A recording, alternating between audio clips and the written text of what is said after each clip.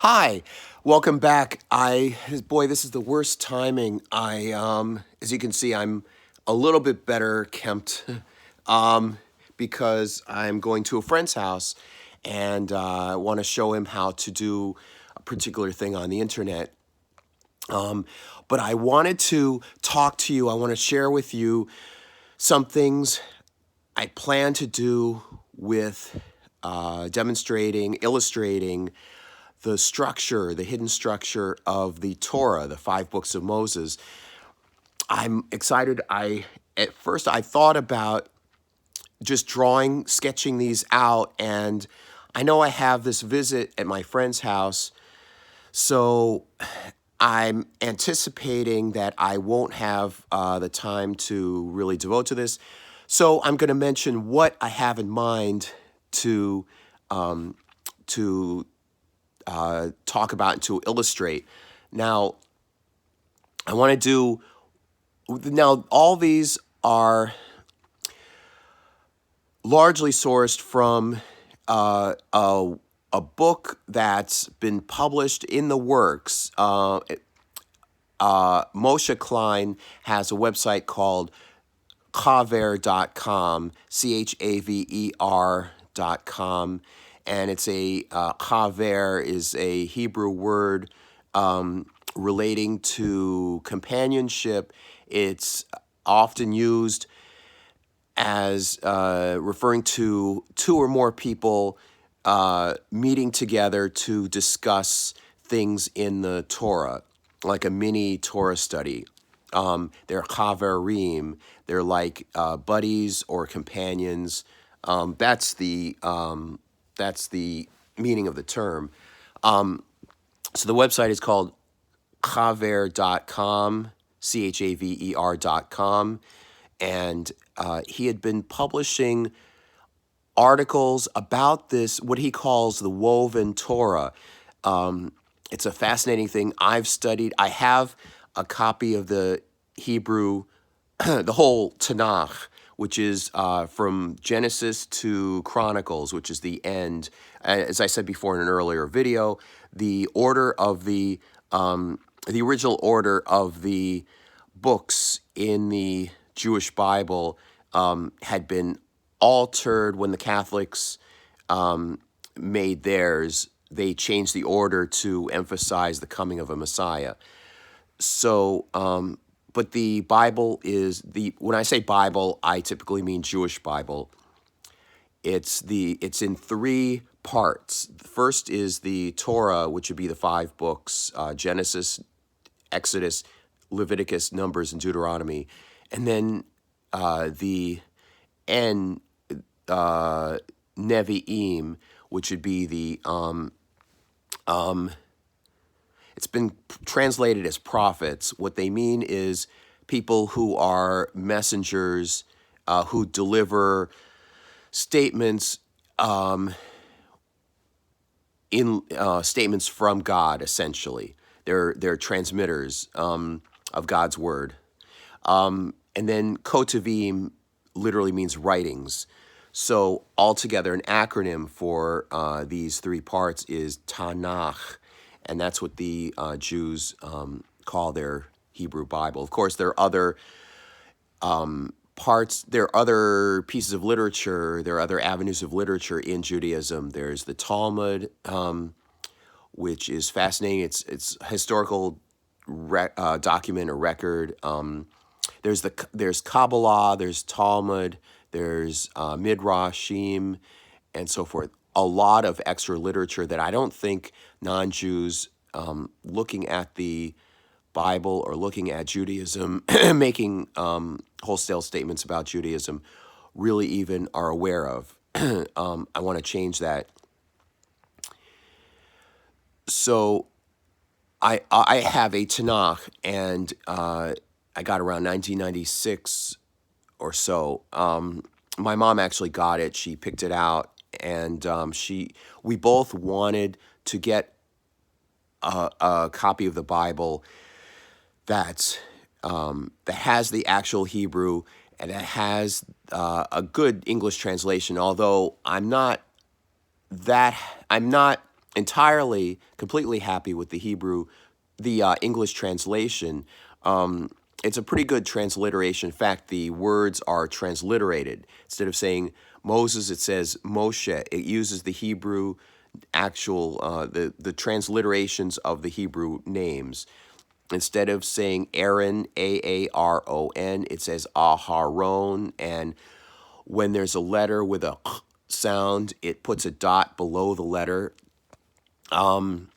It's I'm trying to remember. I'm trying to remember the name of the Bible copy I have. I think it's the maybe the Jerusalem the Koresh. It's Koren Publishing. I think it's called the Jerusalem Bible, and my copy is a thick one. It has a white sleeve cover over it that I've carefully kept, even though it's weathering away a bit. It's a white cover with like purple on the cover. It may be a picture of the Torah scroll on the cover, like fuchsia color. I think it's the Jerusalem Bible. Anyway, I've been learning more and more Hebrew since 1996. Since using it, I would use it daily and almost essentially weekly, because the Torah study portions are divided into the whole Torah, 5 books, are divided into a matter of weeks, and they're linear matter of weeks. Because about that, well, some years after that, I got that in 96, and then in 2002, I went back to Temple and because I wanted to find somebody Jewish to date. But I did find that there was a Torah study group that met before services, and it would be a 2-hour study group. It was 1 hour. See, the 9 o'clock would be something studying some matter of Judaism, some literature in Judaism, and then the second hour would be the weekly portion. And Jews all around the world follow this cycle. It's the Torah divided up into a certain matter of linear weeks, and there's a portion for each week, so that when you finish at the end of the year, around September, October, when the new year, the Babylonian calendar year comes around again, you're reading the last portion of Deuteronomy and then the first portion of Genesis. There's a big parade of the Torah that's paraded around the congregation. Anyway, I wanted to talk about the hidden structure. When it's translated into English or some other foreign language, this hidden structure just becomes lost. It's no longer visible. There are certain cues in terms of the words used. It may seem to you that there are certain phrases that are repetitive. Why are they taking so long why is the text taking so long and being repetitive, saying the same thing over and over and over and being verbose, so forth? Well, it's to cue you in on the structure. As I said before, the entire, according to this book, this person on the website who runs and maintains the website, has been publishing articles, and it jibes with my understanding and some things I've concluded as well, before being exposed to this, reading it, and enlighten me. And he doesn't just say stuff. He demonstrates exactly where it is and the exact examples. And it's really, really nice. And I want to share it all with you. My high school reunion is coming up, and I don't know how many of them are watching this, but I'd like to, not that I'm preaching, I'd like to go in and maybe see that some people understand the Torah better. I won't be asking around, but it would be interesting. I guess just in life, I'd like to see, in the world in general, I'd like to see more people aware of what's in the Torah, aware of the actual text itself, in the original Hebrew, and be knowledgeable in what the Hebrew actually says. Um, but at a large view, the Torah, according to this, okay, so he put his articles, his work into a book, which you can also read for free. Although you can also purchase the book, a hard copy of the book, on his website. You can see both; they're both available. The book is called Before Chapter and Verse, meaning that it was. I imagine this is what he means by before chapter and verse. That the entire thing was a text, and then later on, I don't remember what, like somebody stepped in. I think it was Christian. A Christian stepped in and divided it up. There were 5 books, but he stepped in and divided up the books into chapters and in verses, and that makes you think very linearly. And the point of Moshe Klein is that it's not just a linear, that's one way of reading the text, but it's also, what's the opposite of holistic. You can see where the verses fit together in an overall pattern. And overall, he has it at the grandest level of resolution. The most the widest level of resolution. It's a vertical set of 3 books and a horizontal line of 2 books on either side of these 3 books, and he calls that weaving, and that's why his term for essentially the term for what his model is the woven Torah, because he likens that to something probably more common in ancient times, where you would have a vertical piece of thread, you have several vertical pieces of thread, and then you're weaving a horizontal piece of thread through to connect them. And if you notice this structure in the Torah, you will see it's clearly there are vertical lines, and then there are verses that are vertical. There are columns, and then there are rows representing the vertical, the horizontal weaves. And there are other aspects to it that are fascinating. Okay, I wanted to talk about what I plan to diagram for you. I want to make hopefully a whole documentary about this. I want to talk about, in a video, I want to talk about Adam and Eve. I want to talk about particularly Eve and how that ties in with the 2 primary terms for deity that had been taken up and developed into the documentary hypothesis. I think erroneously, there was a whole documentary hypothesis, suspicion that I think is totally wrong, and it's a totally misread of what the intent is. There are 2 terms for deity purposely in there. I suspect, I personally believe that it's one deity that's seen in 2 different perspectives, and Moshe Klein suggests that that's a result of the Garden of Eden story, that there were several separations, just like during separation there's something new. In Genesis chapter 1, the first column, days 1, 2, and 3, relate to new things being created or revealed when there's some separation. The light is revealed from separating from the darkness.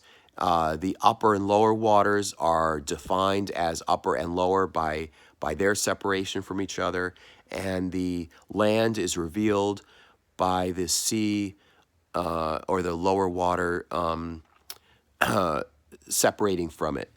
And there, okay, so you have two. You had Yud He Vav He and Elohim, two different terms for deity.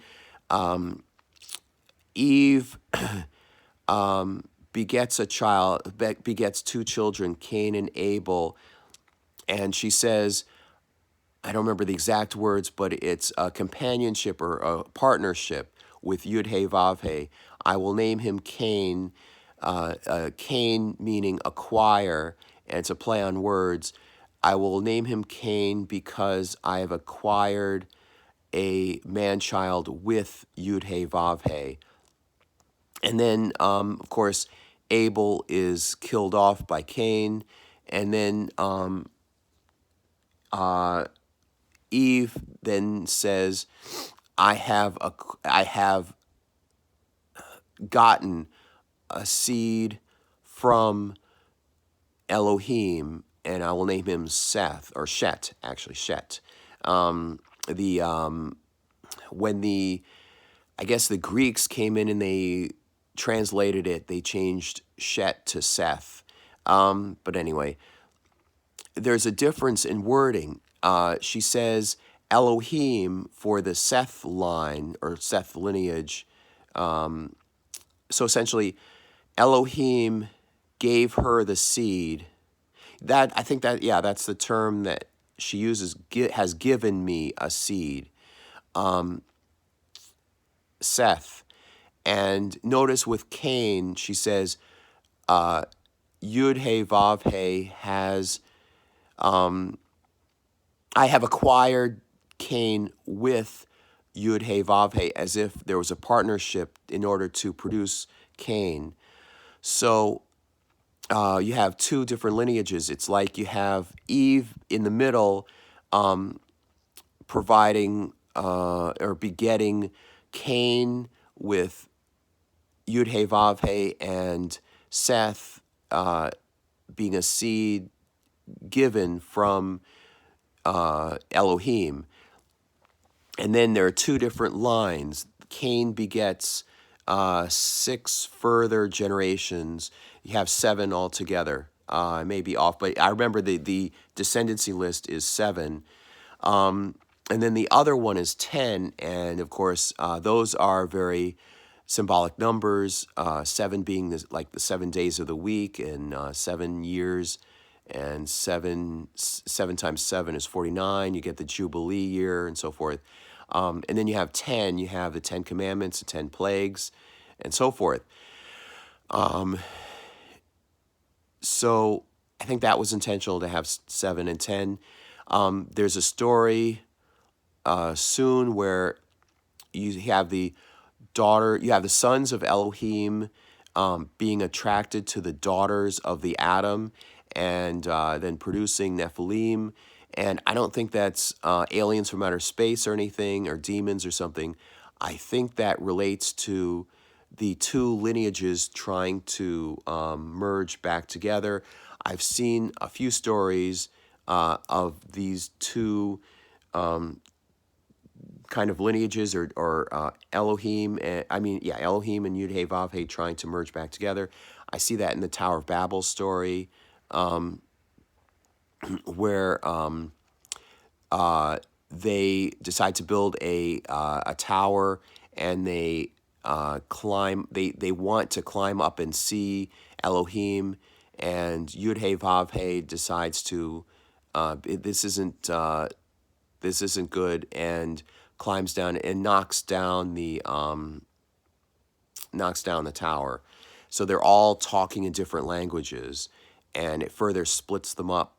I like to study further what was Yud He Vav He's intent. But anyway, I'd like to talk about the differences between these two, Yud He Vav He and Elohim. That Yud He Vav He, there are two different stories. It's illustrated in another story in Genesis.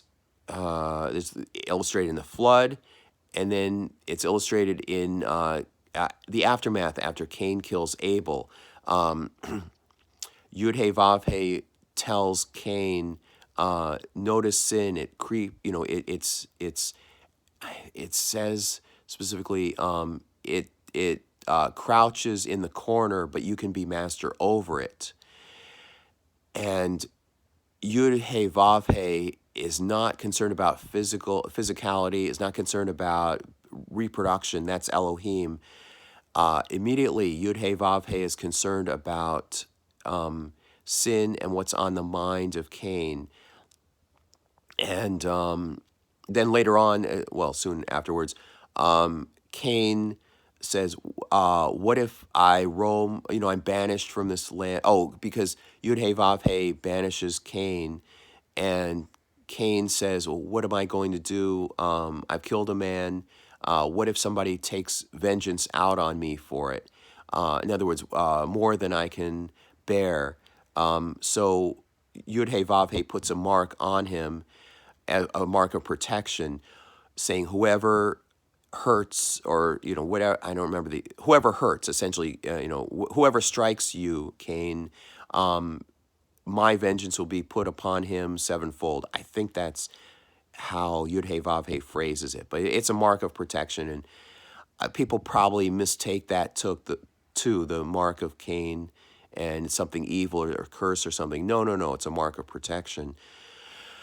Okay, so in the flood story, this is another example where the documentary hypothesis points to the idea that these were two different traditions. There, one writer calling him Elohim and another one calling the deity Yud He Vav He, and they were just stitched together into some large book. No. Elohim, earlier on in Genesis, had said, be fruitful and multiply. It wasn't Yud He Vav He, it was Elohim. That's more of a reproductive, physical commandment or focus, priority, more of a priority on the physicality. And in Chaver.com, Moshe Klein explores this further and provides a possible reason structurally why the author possibly put the bottom row in Genesis, the units in the bottom row to just refer to Yud He Vav He. No, Elohim, and then the ones in the top row to only refer to as an active participant, only refer to the deity as Yud He Vav He. So I lost my the flood story. So Elohim is the one to tell Noah, put two of every animal on the ark, male and female. Again, a clear focus on reproduction, repopulation. And then Yud He Vav He steps in and says, put 7 of every clean animal. By clean, that would be interpreted as animals that are religiously clean, animals that you are able to eat rather than those that you aren't able to eat. In other words, which is outlined in Leviticus. Pigs. Quickly put, this is an interesting side note. I wanted to also explore this in a video. There's no explanation given for why certain animals are forbidden to be eaten. There are clear criteria given for which animals can and cannot be eaten. The ones that can be eaten, and it's also laid out. Notice it's laid out in a certain order, and I think that's a clue as well. It begins with, I think, the animals of the air, of the flying creatures. There are certain criteria in order to make the creature edible and okay to be eaten. And then insects, mentions grasshoppers and so forth. I don't remember the specific number of legs because I don't go around eating grasshoppers or whatever. I know ants are forbidden. They don't qualify. Has to have a certain number of legs to be edible, edible. And if you eat something that's I'll just call them non-kosher animals. If you eat something that's a non-kosher animal, I believe it's in Leviticus. Yeah, I'm sure it's in Leviticus. there's um, I don't remember what you do exactly. You remain unclean for a certain length of period of a certain period of time, and then I think you go see the priest, and then he declares that you are no longer ritually unclean. I think I'm very close to, I think that's pretty much it. So there are clean and unclean animals. So of the of the flying creatures, I don't think that there are specific criteria. I don't remember there being specific criteria. The creeping insects, the phraseology given is something like the creeping creatures. They're supposed to have a certain number of legs, and then the fish, that's the creatures that swarm in the waters, are must have both scales and fins, and the of the creatures that are on land, they have to have bifurcated hooves, and they have to chew their own cud. So that lets out pigs. So that's why Jews don't eat pork and bacon. It's not that there's an explicit verse that says, you will not eat pork. It's because of that.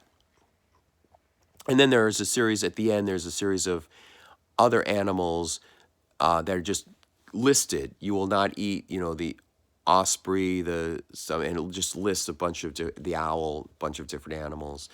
That I don't know why there's a separate list given at the end. It seems tacked on, but you will not eat these certain animals. And of course, they're the Hebrew terms. So I have it quote on faith, ha ha ha. No, I have it on faith that when translating it, they were accurate as to what the English translation of this Hebrew animal word was. That when it says in the English owl, it really means owl in the Hebrew, the original Hebrew. Anyway, I want to talk about the differences between Yud He Vav He and Elohim. That Yud He Vav He again is concerned about the inward mind of the Adam, meaning the Adam and his descendants, and Elohim is concerned more with the physicality and reproduction. Notice it's Yud He Vav. Notice it's Elohim that creates in Genesis chapter 1, and it's Yud He Vav He that tears Egypt asunder with the 10 plagues, which is a reversal. Again, it's that structure. It's an exact mirror image reversal of the 10 days of the 7 days of creation. Whereas light was brought forth from the darkness in Genesis, here the plague, the equivalent plague in the exact same spot where it should be, is the darkness. That's one of the plagues in Egypt. And as I said before, Yud He Vav He says, I will harden Pharaoh's heart so that he doesn't let you escape, because I have to let, in so many words, I have to let all of my signs be seen, so that you, the Israelites, will know that I am Yud He Vav He, and that I am Yud He Vav He, and you will tell your, I think he says children, essentially pass it on. I think he says community, or you would tell yourselves, or something like that, with the implication being you'll pass it on to your children, and so forth. I don't think, as I said before in an earlier video, I don't think that's braggadocio. I don't think that's him saying so that you'll know I'm king boss or something. It's specifically that you will know that of these many deities or whatever, you will know I am Yud He Vav He. You'll recognize, it's almost like he's saying you'll recognize my trademark or my characteristic. He says, I will harden Pharaoh's heart so that all of my signs are given, all 10, and I read into that, it seems very clear, and Moshe Klein makes the same statement, seems very clear, all 10 would enable, if you can be able to see all 10 of the plagues and you can diagram, I want to do a diagram of this too. You will see that it fits a pattern. It's a matrix. They're rows and columns, and they fit together. And it's a like sort of a metaphysical or philosophical depiction that's being played out in this drama. Now, I guess I have to say that I don't believe that the Exodus really happened. Here's where I stand.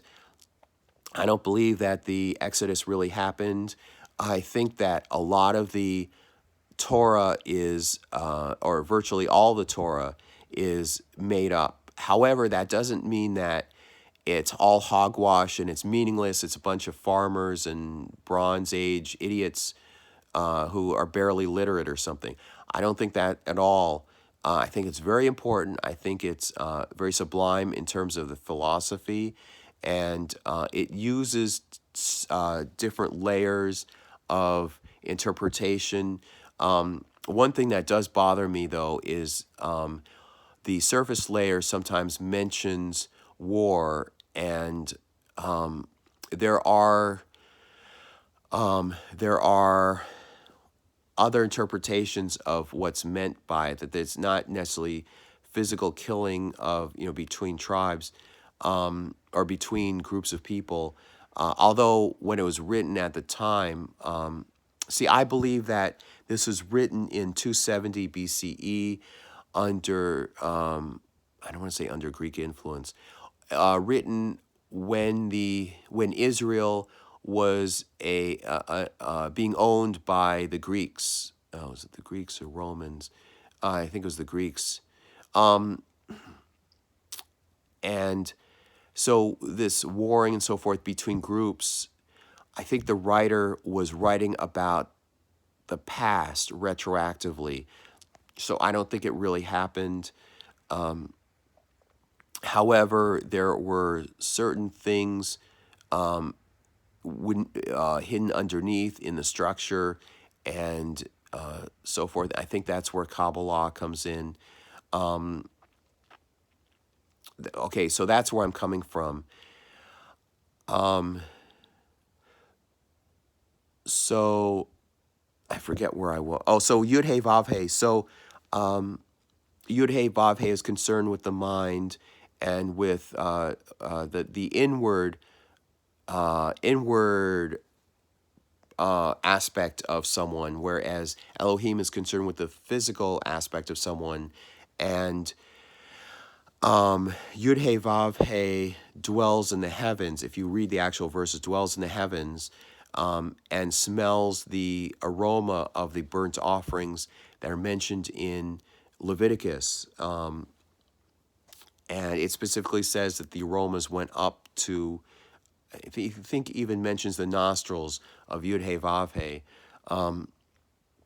Whereas, again, Elohim is concerned with being the Adam and his descendants being fruitful and multiplying, and so forth. I'll get into that.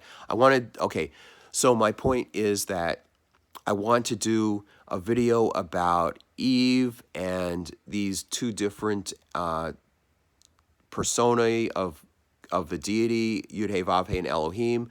I want to do a video about the structure, the 10, sometimes it's 10, sometimes it's 7, but this matrix-like arrangement of units. And that's central to the whole arrangement, the woven Torah, the whole arrangement of the Torah. And this vertical line of 3 books, Exodus, Leviticus, and Numbers, and then the horizontal weave line of Genesis on one side and Deuteronomy on the other, and Leviticus being in the middle, having traits of both the vertical line and the horizontal line, because the books themselves have certain characteristics. The vertical line, all the books in the vertical line have a dot in the center, and all the books in the horizontal line have a dot, an independent, I say dot, I mean independent unit that doesn't match the pattern of the units in the rest of the book. Deuteronomy has one at one end of its matrix, square columns and rows, and then Genesis has another matrix, but the independent unit is at one end. Actually, beyond that, there's an extra column of the three creation stories. The one in chapter 1, Genesis chapter 1, the Garden of Eden story in chapters 2, 3, and so forth, up to, I think, around 5, and then the flood story, which would be in chapter 6. There's one column in the independent unit, and then the matrix, or the I don't know, it's a box of rows and columns. I don't know how else to label it.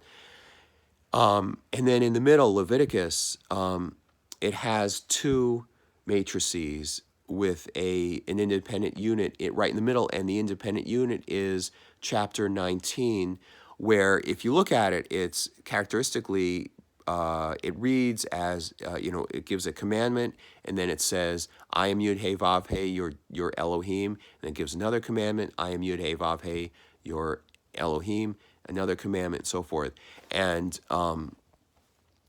that, as Moshe Klein's illustrations in his book demonstrate, it's a micro version of the Ten Commandments.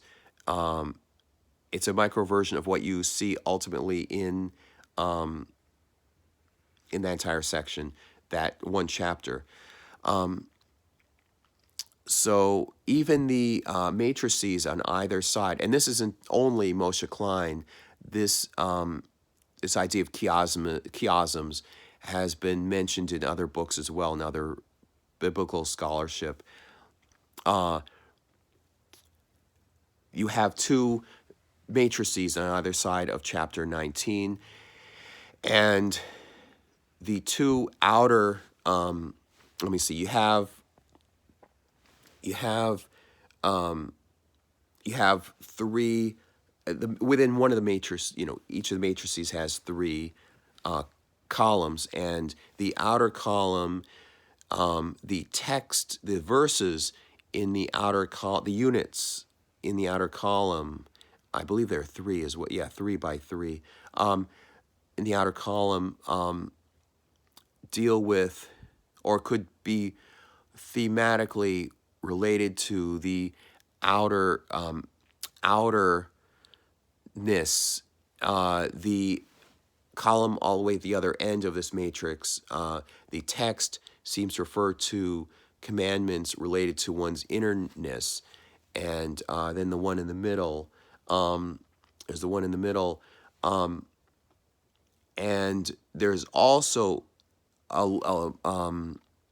that's one aspect of these three columns. Another aspect is that let me see, it's person. One of the columns relates to person, one refers to time, one refers to place, and you can see it directly.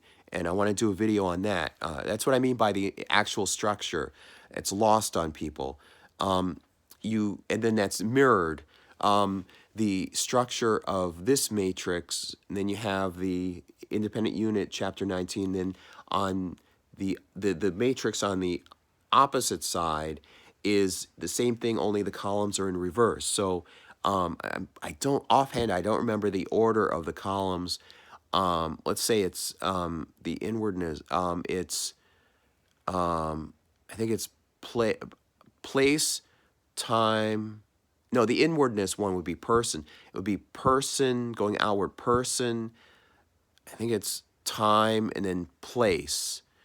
And then on the other side, it would be the exact reverse. It's person, time, and place, so that the two columns relating to person face each other. And then the middle ones are both are time, and then the outer ones are place. And that if you look at the actual, so these would be verses broken up into units, and you can see reversal. This is the chiasmus aspect too. you can see a similarity in theme, a correlation between the bottom unit of this column and the top unit of the column on the other side of this chapter 19. It's when you see it in diagrams, it's very easy to spot. And that's very helpful because that helps you understand the commandments in better meaning, with better meaning. Like, for example, the thing about the commandment where it says, don't cut your sideburns. That correlates to the commandment about leaving the locate geographically, like location wise, on the chart. It correlates to the unit of the containing the commandment about not about leaving the trees at the edge of your property, just leaving it there so that it can bear fruit, and leaving it un so many words. I don't remember the exact terminology, but uncut, so that a passerby can be able to take what he can. Of course, there's a limit. I think it says as many as he can hold, so that you don't have somebody, I guess, with a truck coming over and just taking all of your stuff at the edge of your property there. That's when people would have gardens and trees and growing crops and so forth. Leave the edge, leave the crops, don't cut the crops down. I think it says don't harvest the crops at the edge of your property, so that somebody can come and take what he needs. So I want to, so the Ten Commandments also has a similar structure where you have divinity at the top. You have two columns. You have 10 Commandments, you have two columns, and there's been a schism or an argument about how the commandments should be divided up, but it alternates, first commandment in this column, second commandment in this column, next commandment in this one, and third commandment there. When you see that, you see they correlate, they partner, you can see the similarity between the two, so that the top two units, one on the left, one in one column and one in the other column, relate specifically to divinity, the power of God and divinity. And then at the very bottom, the bottom two units are: one, you will not covet; the other one, you will not covet your neighbors. And then it lists several different ones. Now, why is it so verbose in mentioning you will not covet your neighbors? This, that, nor this, that, or the other. Because it's a it goes even further. Within that verse, there's a hierarchical chart of this. It's divided up into columns and rows. Now, then in the mid, so that's the bottom and the top. So there are two pairs. We have to account for all 5 pairs. So then there's a middle pair, that's you will not murder, and you will not, I think, bear false witness, and there's a correlation between the two, which I loosely, but I want to be sure before I say, before I explain it, lest I get something off. And then above and below that, you have the second pairing. You have the top pairing of divinity, then you have the second pairing. In one column, the commandment is you will remember the Sabbath and keep it, and then people forget the rest of this. You will remember and keep the Sabbath, because Yud He Vav He created the world in 7 days, or because of the 7 days of creation. And then the other unit is, its partner unit is, you will honor your father and mother so that your days may be long on the earth or the land. Now, keep in mind, of course, I have to re-illustrate this just about every time, but like you have a pairing at the very top, which is divinity, and then one level below that, it's related to time, where you have one unit saying, remember the Sabbath and keep it separate, keep it special. It says keep it holy, but the term is actually kadosh or kadesh, means keep it separate and distinct and special. It's a better translation than keep it holy, keep it special, distinct, separate, unique. And the reason given is that it says right there, Yud He Vav He created the world, or created, however you translate. I'll say world, created the world in 7 days. That's a past action. Then notice its partner unit. Remember, no, honor father and mother. Kavod, it actually uses the word kavod, which relates to weight. A better translation wouldn't be necessarily honor. It's more like make weighty, or strength the concern, honor, give nice weighty recognition to your father and your mother, so that your days on the earth will be long. And that also refers to time. One is going in reverse because of this thing, the 7 days of creation in the past.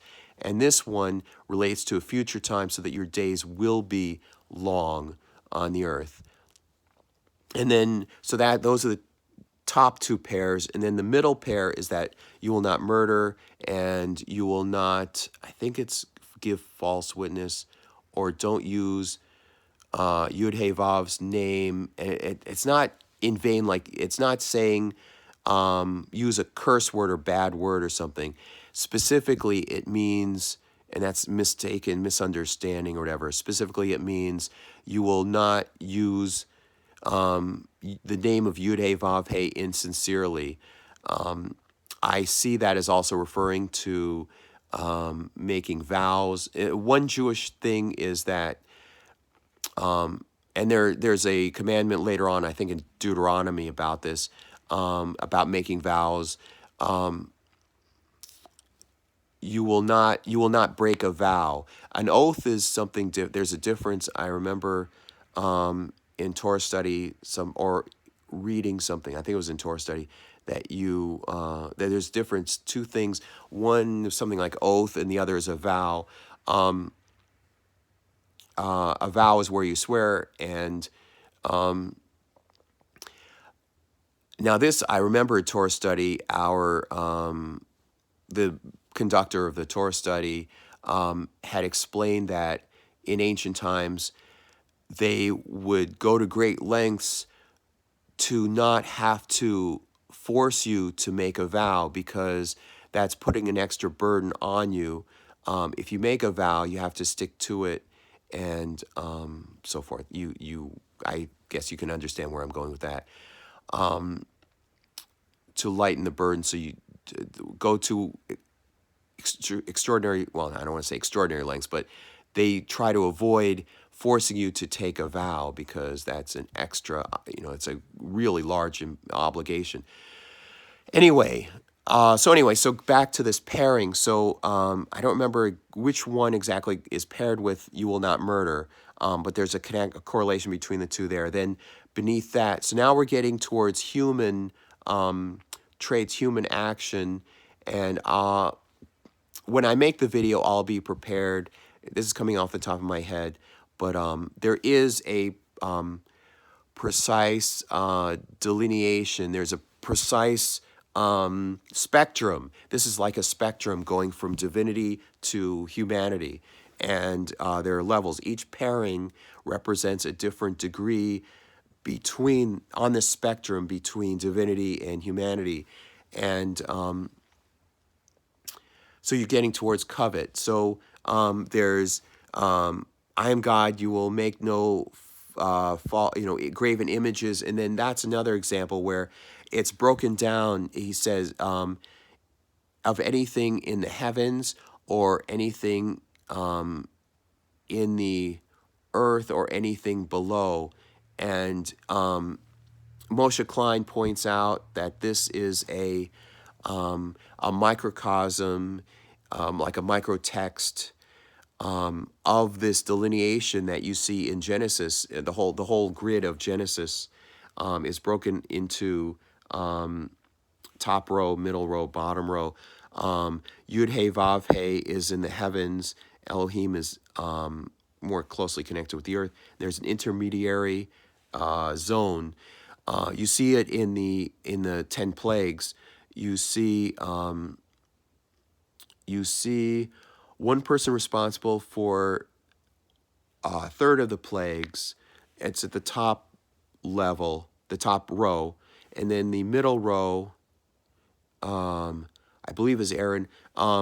Moses, I believe, is involved with the plagues in the top row, and then Aaron is the intermediary, and then with certain plagues, and then the bottom row, you have Yud He Vav He. I think I have that reversed. I think Yud He Vav He, and then Aaron being the priest, the intermediary between Moses leading the Israelites and the divine, and then you have Moses with the rest of the plagues, and there's also vertically, there's there are cue words. Some of the plagues refer to come to Pharaoh. Now it's screwed up in the English translations. They put go to Pharaoh because English-wise it reads better, but the actual term is come to, and all the plagues within this certain column, when Yud He Vav He is announcing that, announcing they will come, he says, come, da da da, and then the next unit down, come, da da da da, and then the next one down, come, da da da, and then there's another column where it's the word's not come. It says, I think that may, he says, rise up. He uses some other term that's repeated over and over, and that's a cue as to which column and row, where in the matrix this unit fits. And so you have all 10 plagues arranged in columns and rows. And I've been talking for quite a while. So you also have that in the Talmud, in the first tractate of the first part of the tractate. I have to think back. The Talmud is divided into 6 books, and each book is divided into tractates. And he also identifies something I noticed too. He also notices or points out that the 6 books have the same follow the same pattern of rows and columns, and excuse me. I can even see it in terms of what the books are about. The 6 orders, or the 6 books in the Talmud, are one related to women, one related to holy things, one related to times and occasions, holy occasions, one related to damages, and I almost have all 6 named just off the top of my head. But I noticed even in those topics, you can pair these together in terms of time and space and person, or something very personal to oneself. So I think this is a tradition that goes back, this technique of ordering it by those 3 things. And even there's a phrase that we utter in the Torah service, the Saturday morning Torah service. I'm not sure where. I think it's from the Talmud. I'm going to guess it's from the Talmud. It says, the world depends on these 3 things. And it mentions person, place, and time. And also notice, by the way, that Leviticus, right in the middle of the entire Torah, that middle book, that's the only book that doesn't refer to time at all. That's interesting. So anyway, so I've been talking quite a while. I'll put this in, even though I've talked a lot about the Torah, I guess I'll put this in my Proven Ground playlist because I'm talking about things that I want to expand upon further. This is like a rough draft. This is an introductory thing. What's on my mind in terms of what videos I want to put up soon. So I'll see you later, and I've got to get going to meet my friend. Bye.